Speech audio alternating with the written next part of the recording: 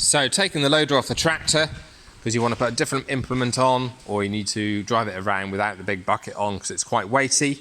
Really easy operation to do. You've got your two quick release handles on the front of the tractor. All you have to do is pull these up and it unclamps from down there, so it's detached on each side.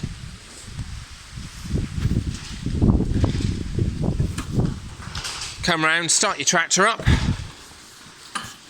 foot on the clutch, ignition on.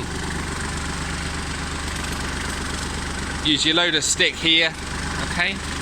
You want it to go slightly to the right, so bring it down so the bucket is level on the ground, so it's nice and easy to get off.